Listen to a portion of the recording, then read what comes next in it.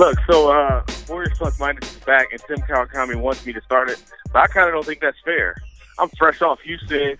He's at his house chilling. Oh, it's good like, here. You should start it. It's good here. You should start it. I want the. You're from the road. You're coming off the road. I want the realness. I want the feel, Man, I just authenticity. got off a flight. Monty Poole is on my flight with me. We're laboring through the night on no sleep. I feel like a beat writer again. Is this what you wanted from me when you got me? Yeah, exactly. This is what I wanted. I wanted to work Marcus Thompson as hard as possible and just work for the company. Give us those subscriptions, man. Bring it in. Subscriptions. Give all we got, huh? I must say, we're very selective about what we travel to and where we go, but Tim, I think this one was kind of a waste. Uh-oh. Wait a minute now. Wait, now you tell me this? Well, that was all right. I mean, we didn't know.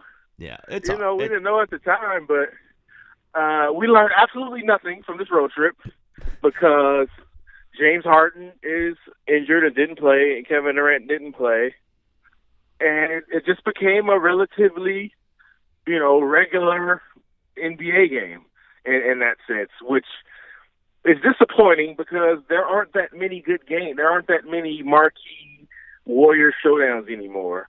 And if Houston's not one of them, that was supposed to be one of them. Yeah, but the NBA kind of screwed it up to make it on a back-to-back for both teams. So they really set it up for them to say, you know what, some of our guys aren't going to play. Now, I'm not saying that's why they didn't play, but it made it a lot easier for both teams to not play these guys. And for both teams maybe not to be, neither one of them was fantastic defensively. It wasn't exactly a meeting of these teams at their best. But I still think it's interesting because the Warriors in just a normal game mode is interesting itself. And you found yourself with an interesting conclusion out of it. So I was happy with that. I'm sure Daryl Morey and Mike D'Antoni and James Harden probably didn't love what you wrote. But I can agree with the general premise of what you said, which was... Man, they took 53. They're not ready. Look, it didn't even feel like that, by the way. I went back and they took 50. To me, it's just like, that's who the Rockets are, so it just didn't strike me. But then when I saw it, that's ridiculous. You can't beat the Warriors shooting 50. Not in a series. Not in a series like that. And that's the part, I feel like Houston has the talent. They've got two, top-heavy stars, but then they also added some pieces, right? PJ Tucker and Bob Mute. There are guys who you can say, all right, I need you to guard this dude for 10 minutes. Right? They can do that. I feel like they should be further along. But watching them play, especially when they had a chance to beat the Warriors, it was like Rucker Park. It was clear that they don't get this yet, how you do this. And the crazy part is, you could say Harden wasn't there, but Harden has shown he doesn't get it in the playoffs. When he's trying to dance and go one-on-one and dribble 50 times and has 12 turnovers. So are we sure he's actually figured it out? The presence of Chris Paul didn't prevent them from doing silly stuff like taking 13 threes in the fourth quarter when the Warriors don't have a rim protector on the floor other than Kevon Looney. It's stuff like that where you're like, what are you guys doing? Gerald Green, who's from Houston, if you didn't know that, you can tell about his tattoo celebrating Houston. He goes off, he's going nuts from three, and it became like a showcase instead of, hey, let's win this game. There came a point where the Warriors said, all right, let's win this game, and they're getting backdoor layups, and they're moving the ball, right? And all of a sudden, Curry's going through the hole, driving at will, and Clay's getting the looks he wants. When they decided to win, it was like, all right, let's do this. When Houston decided to win, they jacked up threes. And it's disappointing that they don't get that yet. Yeah, and by the way, Ryan Anderson, did he do anything in this game? He cannot play in this series. Yep. He just cannot play. And didn't he get a lot of money? That's the reason why they can't go get LeBron is because they can't get rid of Ryan Anderson. Whole other story. But yeah, he's getting 11 a year or something like that, 12 a year. It's rough. And PJ Tucker had a nice first game against the Warriors, game one, when the Warriors lose that lead and lose to Houston in the season opener. But I don't remember PJ Tucker doing much. Ariza was okay. You know, all these guys. Ariza was 1 for 9 from three. Or Yep, something. yep. Just all these guys who I've said are going to be interesting against the Warriors. You know, some of it is like they're guys like to match up with Durant. So when you pull Durant off the floor, it's like they couldn't really. Again, Harden wasn't there either. But there was nobody for P.J. Tucker to have to erase. It's like he didn't have anybody to guard, so it didn't matter. You're just like, fine, we'll take your defensive guy versus our defensive guy. The Warriors will take that every time. And by the way, Andre's shot is still, I don't know where it is, but it was bouncy Andre though, right? On a back-to-back, attacking to the rim. He must be feeling a little better in the legs, and the shot's still terrible, but he must be feeling a little bit better these days. The problem with Houston is they need their defensive players to give them offense or their offensive players to play better defense. And it's going to be tough to pull that off. Like, if P.J. Tucker is making shots, you know, you don't have to do this kind of offense for defense substitution thing. If he's making shots, it helps you. If Trevor Reeves is making shots, it helps you. If Eric Gordon is playing defense, if James Harden is playing defense, it helps you. I don't know if they know how to put that all together yet. And, you know, they have months to do it. They have time to do it. And if they do it, I think that's the Western Conference Final showdown right there. And we might actually have a series if the Rockets can do it. But as it currently stands, Eric Gordon just chucks and he drives with his head down. Yeah. These other guys just shoot. Chris Paul going ISO, James Harden going ISO, and they don't really have a plan for how to play winning basketball. And that's part of the problem. I was talking to, you know, they didn't want me to say their name, but the player in the locker room was like, they're so focused on beating the Warriors. Like, the Warriors had to get over being focused on beating the Clippers and just get focused on playing the best basketball you can play, figuring out what that is, having a standard, and trying to reach that standard. So you play it every time, and that's how you play. I remember Steve Kerr's first year, he was like, they would win, and he'd say, I'm not happy. Look at what we did. We didn't do well, because he was trying to set a standard. My God, you just as I was trying to interrupt you, you went right to my point. Who gave the Warriors this standard? Who lifted them past the saying, oh, we got to beat the Clippers. Let's just be as good as we can and win a championship. And you're saying it's Kerr? You think it's Kerr's the guy who did this? Absolutely. I think Kerr's the guy who did it. And he would say he had the players to do it with. Like, he had players who were bought in. He didn't have players who were bucking against him. Like, he had players who were like, all right, we're going to, even if they didn't like him, right, or they didn't like that he was there, you know, even Andre, I remember Andre saying, look, we don't give him a try. Like, this is what Steph said it too. Like, he's our coach, so we're going to hear him out. We're going to go through it. But, like, it better work type situation. So he had them on the list from the beginning. And I don't know, do Houston have those players? Like, is Eric Gordon going to say, all right, I'm going to be the best defensive player I've ever been this year? Like, I don't know. Here's what I know. Gerald Green was on fire like a video game, and Eric Gordon had him wide open in the corner, and he faked the pass, and he took the three himself, and he was 1 for 8. Like, dude, make the extra pass to the guy in the corner. It's that type of stuff where they'd much rather the dagger splashy play instead of, you know, playing like a baseline standard for good, like San Antonio does, like a Boston does, like even Cleveland. You know, when they beat the Warriors, like, they did a lot of the little stuff, the discipline stuff. J.R. Smith played the best defense of his life when they won that series. Like, that's how it has to be. But now they just want to beat the Warriors. That's all that matters. And they think 53s are going to do it, and it's not. But speaking of Steve Kerr, John Gruden is reportedly getting 10 years, $100 million contract, which makes me wonder, Steve's got a deal coming up. I know there's some crossover, but if you're looking at transformational coaches, how much does Steve Kerr get now? I mean, that's a great question. I think you can say 10. Why couldn't you say 10? Popovich is, 10, 11, and he's the number one. Steve's at 5, which is a great deal when he signed it and never coached before. Gets 5 years, $25 million, $5 million a year. He's coached three plus of those years. He's going to get a new deal at the end of the year, which I believe I've reported. But I was thinking the number would be 7 a year because it's just bump it up and get him. You know, Brad Stevens is, I think, 6. get him getting that number 2 slot behind Popovich. But when you got John Gruden making $10 million a year, and how many championships has he won? 1, and been out for 10 years, and Steve Kerr's won 2, maybe 3, and is coaching through the greatest time in the history of the franchise. And I don't know if this works without him. I'd say he's worth 10. I'd say he might be worth more than 10. Well, what do you say? I say all he has to do is go to Joe Lacob and says, so Mark Davis doesn't have a problem with cash and you do? And then it becomes $20 million. Yes. Hold on, you going to let Mark Davis drop more money than you? That's good. Like, That's good. I think he should be, if I'm him, I'm saying, I don't know if Steve is this type of guy to do that. You know, he perfectly understands his Pacific Palisades existence is beautiful, right? San Diego, not Pacific Palisades. No, didn't he grow up in Pacific Palisades? Oh yeah, okay, he did that. Yes. Yeah, so I mean, he knows he's got a great life.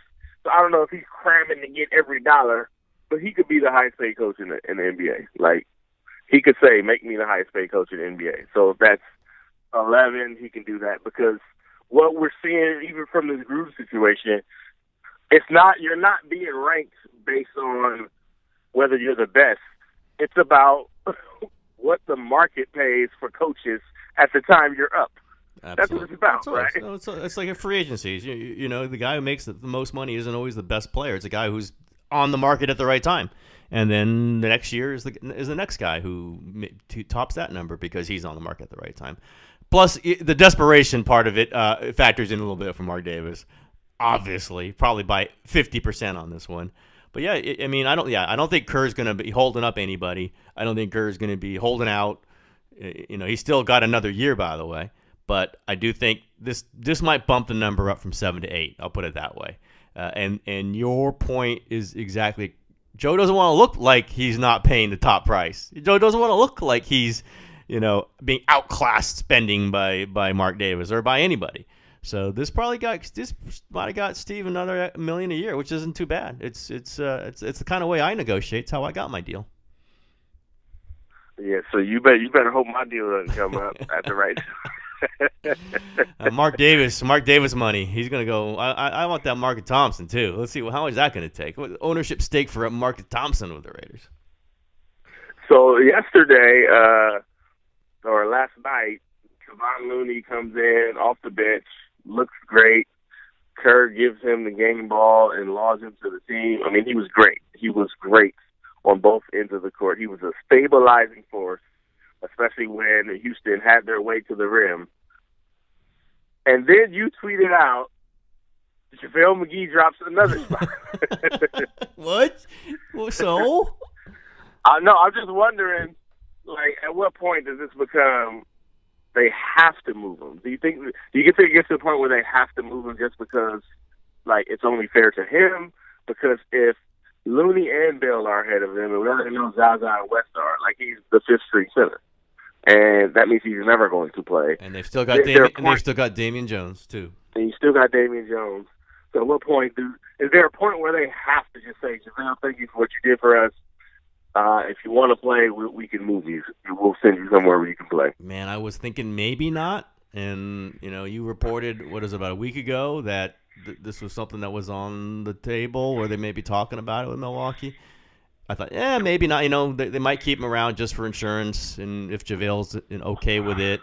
But when Looney's playing significant minutes, and it's not even a doubt that it was going to be Looney. I knew it wasn't going to be. Jordan Bell wasn't playing well in that backup role, jumping up and down. So Steve had to go to somebody else. I knew it wasn't going to be JaVale. So it's Looney, and if Looney's getting significant minutes and crunch time minutes and fourth quarter minutes and playing well. Yeah, I think they're moving towards a spot where whatever they can get for JaVale, and not even get, meaning they don't have to sacrifice anything to dump his contract, then I think they got to do it. I think it's getting pretty close. And what's that deadline? February 5th? It's way up this year. I think he's going to get moved. I do. And it just there's too many guys. They got too many guys. Kerr can't even keep the 4 or 5 of them happy. Forget about now 6 of them. So I think JaVale is going to be on his way out just because of what you're saying. how long are you waiting for JaVale to just blow up at some point? And I don't think that'd be too good to see because he's still a very popular personality on that team. Yeah, he's in the locker room. He doesn't seem like it's impacting his relationship with his teammates. He's still engaged. They were in the locker room joking about. I think this was in Dallas. Apparently, Kevin Willis. You remember Kevin Willis, right? Sure. Kevin Willis had like a denim jeans line, like big man jeans, right? They were all like extra large. It's like if you're super tall, it's hard to find jeans. So Kevin Willis made a line of jeans, and they were laughing about having them. And JaVale McGee was like, I had a pair of Kevin Willis jeans, and Draymond was talking about how you remember Kevin Willis came to Michigan State and was trying to sell him on the jeans. and Kevin Durant said he had a pair. Like, they just, they obviously had won a thrilling game on Steph's buzzer beater. But, JaVale was in the mix. Yep. And I remember thinking, like, yeah, he doesn't seem discontent at all. No. And he probably is, but his relationship with his teammates hasn't wavered at all. And you can see him on the bench celebrating every play. I just know it's got to be hard for him to go from where he was. Remember, everybody was talking about how JaVale McGee had resurrected his career, and he finally found a place. And the Warriors have turned him around, and he's about it. We finally get to see the JaVale we all thought we could see, and the whole nation loved JaVale so much that they were attacking Shaq for making fun of JaVale. Yep. Like, that's how favorable JaVale was.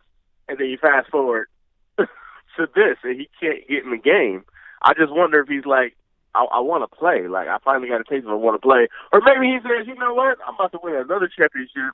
There'll probably be a spot where I'm needed, and I'll be able to come in and make a big play, catch a lob or something, or have a big game. And man, this is a cool way to ride this out. So maybe he does that, but they better get that from him.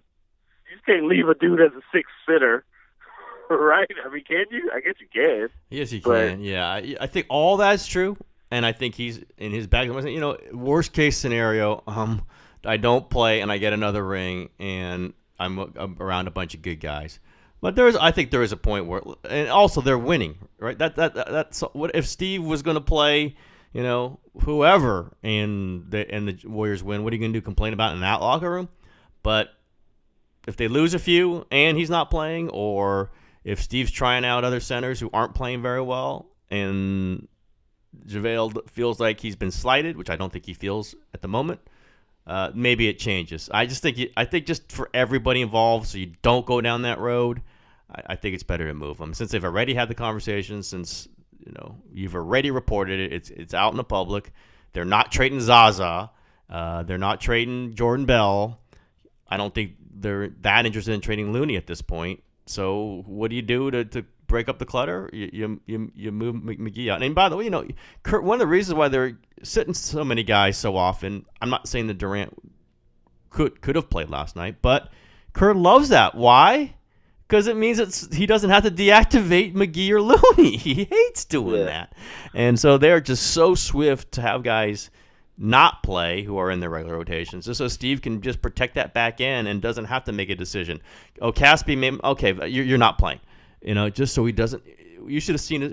I don't think you were there when Slater asked him the other night, "Are you deactivating McGee or Looney?" And Steve's face just got this, genuine look of, I don't want to deal with this. And they deactivated Looney. That bugs him. So just to get out of that conversation, I think they're gonna move McGee if they possibly can. Possibly can. We've forgotten about Damian Jones. I haven't even asked about him. You heard anything about? No.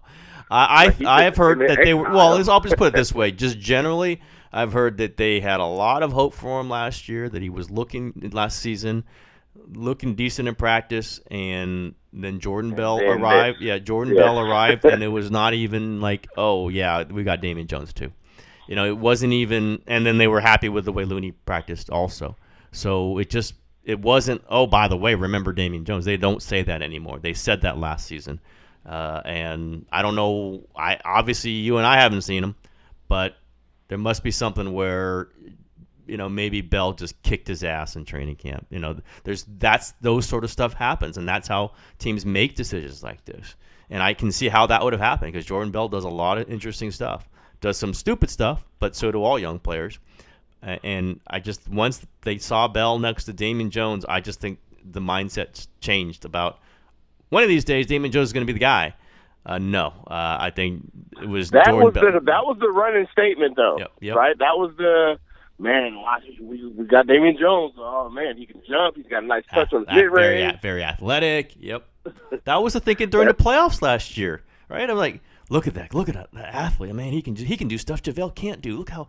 And I do not hear that anymore. Yeah, he's completely in exile in Santa Cruz. Like, we hear about Quentin Cook. Yep. Yeah. Well, we don't hear about Damian Jones. Yeah, I wonder what again, that's a guy that they got a little more time on than with JaVale, but it's another guy. I mean, hey, listen, they keep drafting centers. They can't keep all of them, and I think. And I've said this before. I think Zaza's coming back next year, and we'll see what. By the way, David West. Should David West even think about retiring, playing like this? My goodness, he's probably the best center. Yes, I mean he's the most productive. He's the most productive. Yeah, he's the most productive center. Like there's no way.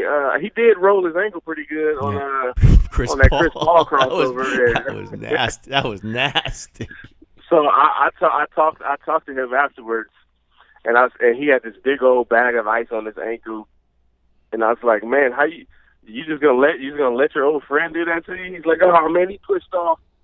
He was just mad about I blocked his shot before. He's like, he's so angry all the time. He's still angry. Like that's my guy. He angry. Yeah.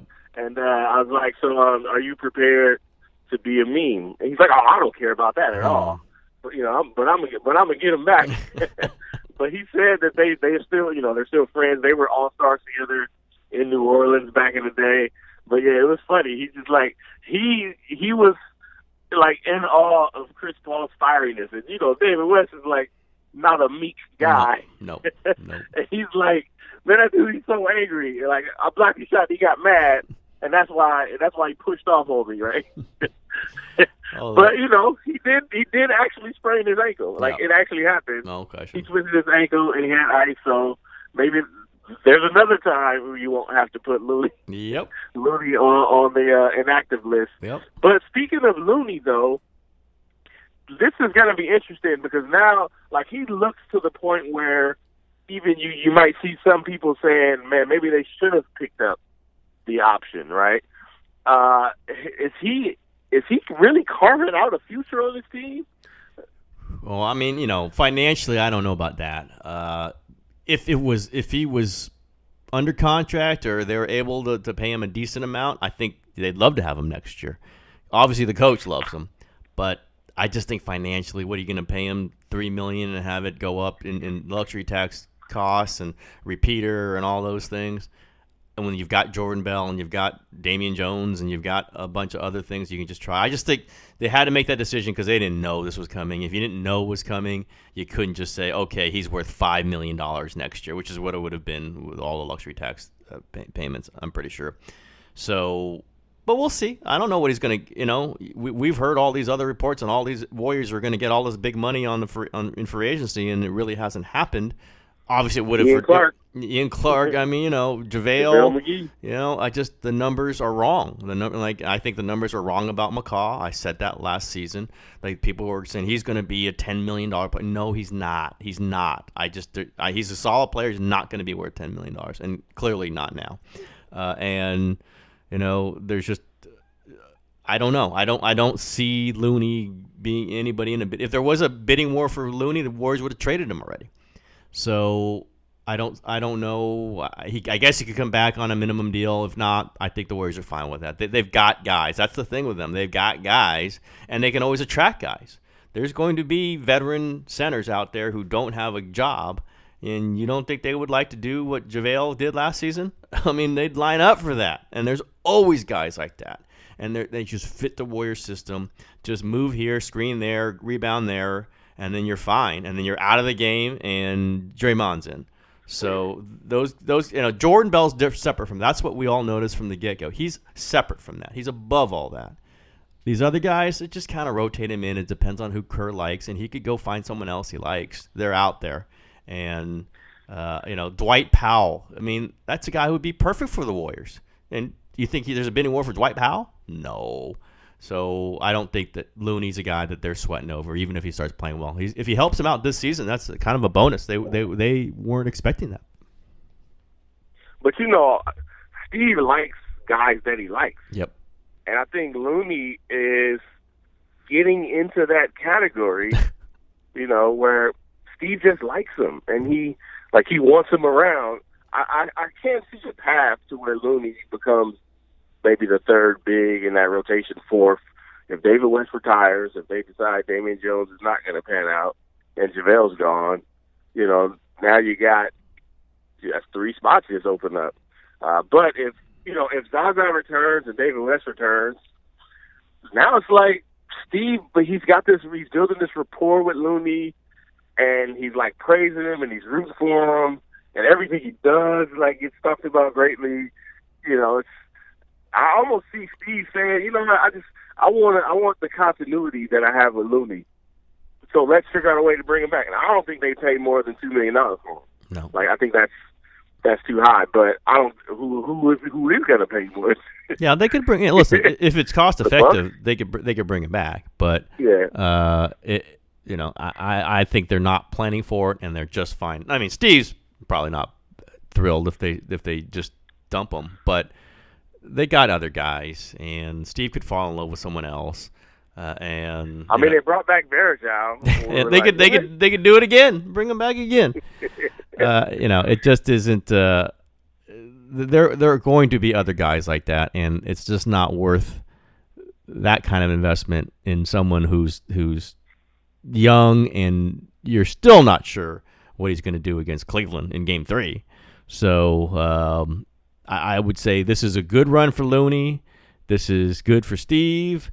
And this is still probably the last season he's a Warrior. I just don't see how the finances add up perfectly on that one. Assuming if Damon, they've already guaranteed to pay Damian Jones next season, so that's a slot right there, and they're going to add a veteran, and there's another slot, and they got other things they could do, and I'll write about something like that over the weekend. But I do think they want to switch things up, and I don't think it includes Kevon Looney and Damian Jones in long-term plans. I'll just put it that way. So back to the top of the roster where the real money is. We've seen Steph Curry back for a few games. I think Kevin Durant, those splits looked a little rough. I could see how that might have started hurting the next day. But I do also think he probably needed a rest too after carrying the team for 3 weeks, 3 or 4 weeks. What do you see from Steph? What do you like? Is 2015-16 Steph back? Because man, he looks aggressive. He does. He does look like that. I don't think it's back for a sustained whole season like we saw it that season, but there's a reason why he's the first ever unanimous MVP, because no one had ever seen that for a whole season, and maybe we saw that it built up on him as they went into the playoffs.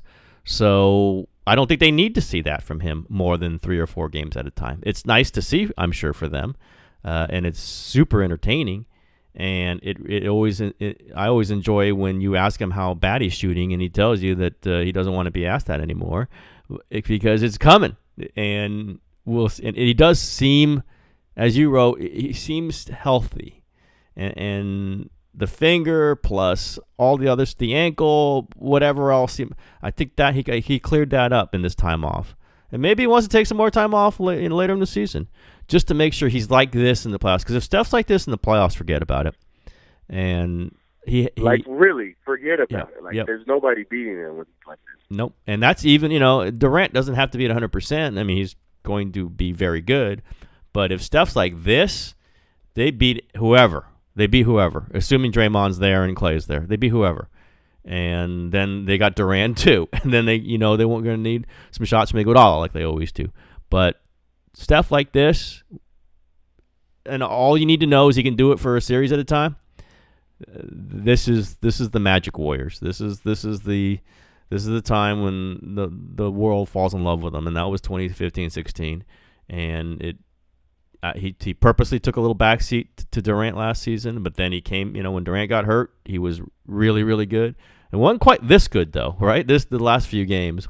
And back he comes. And do you think it's important for him mentally to show he can do this? Yeah, no question. I think they're just better. They're better when Steph doesn't defer. I mean, that's really just the bottom line. The complement of players, and I hate to say Durant is a complimentary player, but because he's so good, he can be that, right? He can get 25 points in multiple ways. He's already shown that. But he can get 25 as a finisher, as a transition player, as an occasional creator. But Klay can't, right? Klay has to be in this role. He can't be the guy facilitating the offense for himself. It just affects so many players when Steph is this guy. Now, it doesn't affect Durant that much. Durant will be fine either way. It even affects Draymond, right? Draymond gets the open shot. There's some bounce. Like, the game is faster, so his game is kind of fitting more. He's the half-court situation. I don't think that's the best for Draymond. Draymond, he needs to be pushing it, and that's where your big who can run the floor is kind of an advantage. So it just feels like everything is right in the Warriors world when Steph plays like this. And it's crazy, though, because this is year 2, and it feels like he's just now getting comfortable playing like this with Durant. Yep. Right? Like, it seems like it's still, and I want to see how it works out in the playoffs, but Steph has that, like, I don't care who's on my team. Like, right, I'm doing what I do. Yeah, but also the shot's obviously feeling good for him. He can try to do this, so the shot's not going in, he's not going to play like this. And the shot's going in. So I think that just makes him feel great, that the shot feels loose, it feels free. And, it's weird that we're talking about this with the greatest shooter of all time, but there are relative ranges of how good he feels shooting the ball. Man, he's shooting the ball like there is no doubt it's going in when it leaves his hand. It is just the peak high point step, which we've seen. So it's not the only time we've ever seen it, but this is it. And it's just not. He's not thinking about it. Like, sometimes he does think those wide open shots. You can see him thinking a little bit. And watch his brain. That is not happening. It's one of those where he's like running to the spot and knowing when the ball touches my hands, it's going up, and it's going in, and it's feeling good. And it just, these rest periods are good for these guys. That's what, you wrote about it. I've joked about it. They need to schedule these rest periods for these guys, because if they come back refreshed and happy, and by the way, Warriors go 9-2 when he's out, so that wasn't a problem. And with Durant last year, 13-1 or whatever, 20-2, whatever it was. This is the luxury of the Warriors, and why wouldn't they take advantage of it? Let their guys rest. They come back and they feel even better, and then you go full-fledged in the playoffs. And then sometimes they're resting Durant in the playoffs, basically, with an injury he could have played on. Why not? Right? Why not? Resting Durant and Steve Kerr. Well, I don't think the Kerr was a rest, but yeah. This is the luxury they have. And, when I was talking to Lacob the other day, you have to how hard the playoffs are going to be. These won't be easy. Look at all these good teams in the playoffs. You don't want to be limping in. I think that's the one thing, and I won't say it's a lesson from the 73-win season, because, guys are going to get beat up in a season no matter what, even if you're going to win 73 or not. But that mentality where we're going to grind it out for every game because that's who we are, they don't need to do that. They just don't need to do. Other teams have to do it to get the 4th seed, to get home court in the first round, to whatever. They don't need to do that. So that losing that, and again, they only lose it because Kyrie Irving hits a great step back 3 in Game 7, and Draymond gets suspended for Game 5. All those things. Maybe that's not something they needed to learn if they just make those plays. But by losing Game 7, I think this is the consequence. Let's just take guys and pull them off the court for a little while and make sure that we do everything possible that they're fresh. Maybe not even for round 1, but for rounds 3 and 4. And they go 16-1 last season in playoffs. So I think they're going to try to repeat that. Oh, yeah. I don't know if they're going to repeat it, but they're definitely going to try. They do have that kind of air of, like, we know you can't beat us. and other teams start to feel it. Like, with the way they're looking with Steph and KD, especially with Steph. Like, he made that turnover, and Steve is going nuts, and he's like it wasn't open. Yep. But before Steve could say anything, Steph came back down and hit a three, and, he immediately starts gesturing to Kerr, like, did you see what I just did, though? Like, trying to wipe away the turnover. But when he shot it, it's like, this is like peak Steph. Oh, man, I just made a turnover. All right, I'm about to go hit a three because I know Steve is going to keep hitting a turnover. And there was no chance it was going to miss, which is kind of insane. Like, there's only a few guys who could do that. But that's where you're like, okay, this dude is back. And then he's going to talk to Steve Kerr. Like, yeah, Steve is like, in the past, there was nothing there. What are you doing? But did you see that three? Yep. Did you see the three I just hit? Like, that's peak. That's when they feel like you can't beat us. And they felt that after that game. Like, Klay, just whatever shot I want to get, turn around, whatever, pull up, transition three. I'm taking it. I'm going to make it. And I'm going to talk to my friends from L.A. who are on the court. Like, that's where the Warriors are, where Klay Thompson is, like, showing out for his friends in L.A. Like, that they're like, this team's not beating us. Like, you make all the threes you want. Have at it, right? Just keep shooting them threes. Yeah, Gerald Green, make 10 of them. You're still going to lose. That's how they felt. And part of that is because something about Klay, like, he's not, we haven't seen the great Klay, right? The major explosion. But we've seen the steadiest Klay we've probably ever seen before. Yep. Like, you could book him now. Yep. For 25 points. Most efficient Klay. No question. Yeah, and with that, like, what do you, if this is how it is, what do you do? Because remember Game 6, like one of the greatest performances ever. Like, that seemed to have unlocked the Klay, where it's like, yeah, like, I made it now. Yep, house money. House money. and this is Klay. And you know what I want to ask you? Did you read that Patriots piece? Oh yeah.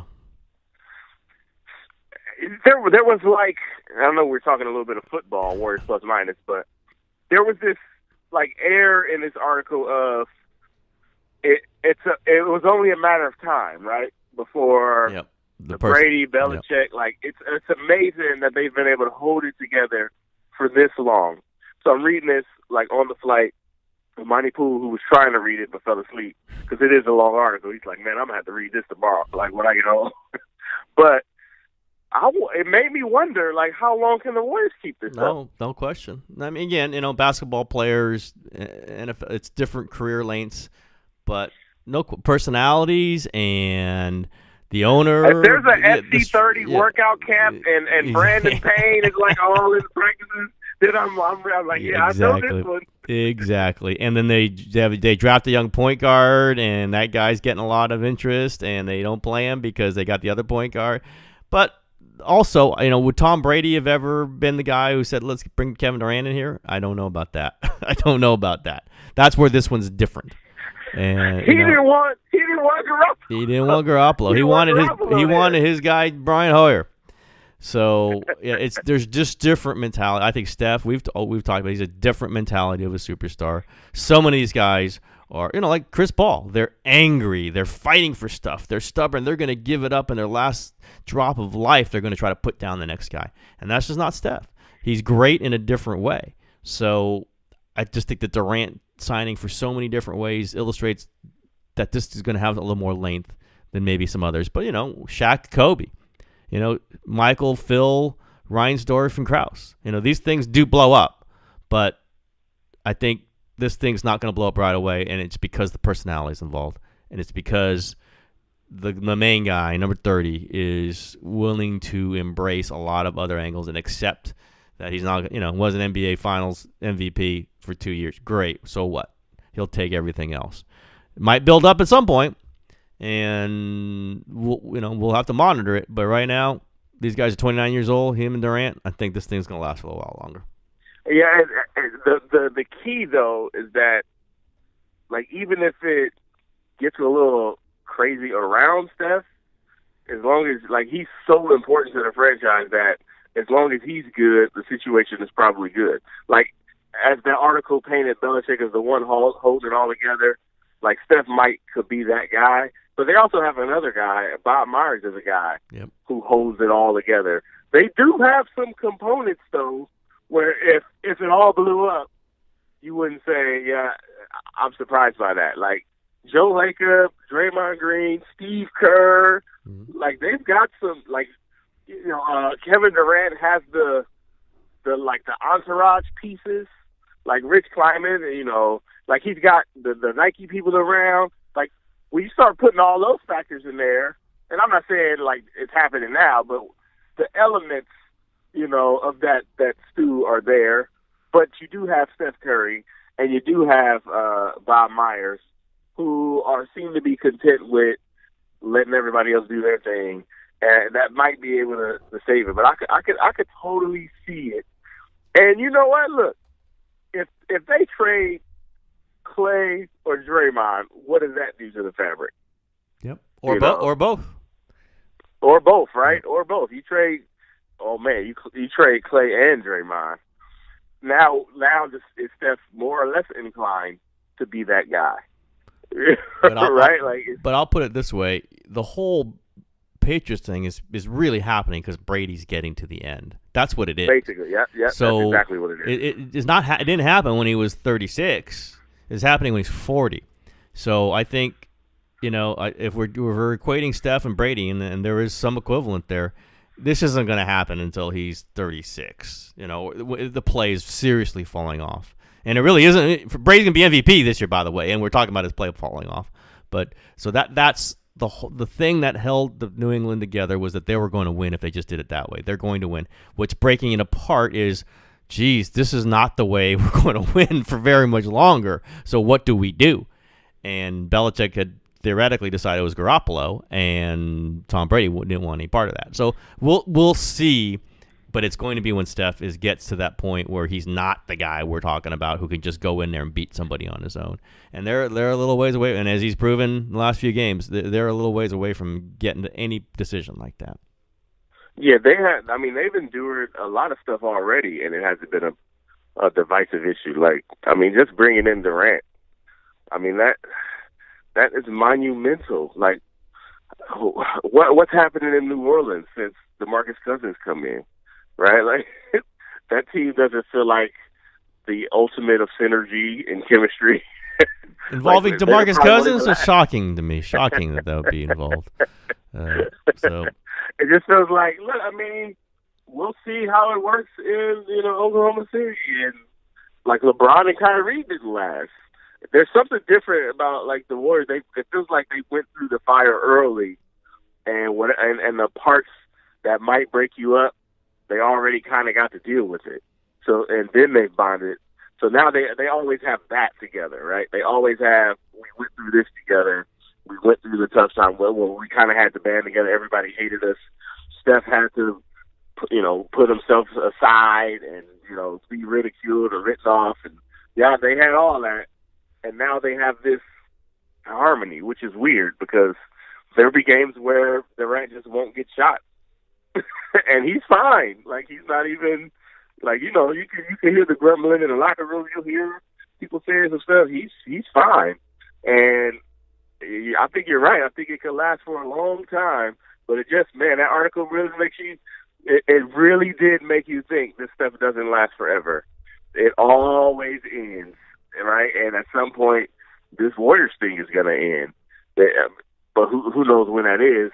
Maybe once they leave Oakland. I think that's a good barometer, right? Like the moment they go to San Francisco, it's over. I think this is, and we got to wrap this up a little bit here. But I think this is on the minds of Joe Lacob and Bob Myers and all those guys that they want to max everything they've got right now, but they also want to plan. They don't want this all falling off the cliff when their guys get to be 33, 34, 35. So I do think, again, that they're planning to elongate it. Might shorten what's going on here because it screws up the chemistry. But I also think they're not thinking this is going to be forever. We're just going to roll out the same five guys, and it's just going to be great for Hampton's five is always going to be the greatest. They understand, at least, theoretically, that this isn't going to last forever, and they're going to enjoy. That's what this was about. That's why Andre got $16 million a year, because they just want to make sure they maximize the now, and they're going to pay for it on the back end of it, probably in a ridiculously inflated contract. But then they're going to deal with it. They are going to deal with this, and we'll see if they do it right. All right, can I go to sleep now? You can go. You're the one talking. You're the one doing. You're the one doing all the talking. So we're just waiting for you to. Look, we mixed a little football in, so hey, that's how it went. We react to the hot topics of the day. All right, Marcus, get some sleep. Good work, and we will hear back from Warriors Plus Minus next week. We'll hear back from Marcus. Who knows when on the website? Yeah, next week. All right, everybody. All right, we're out.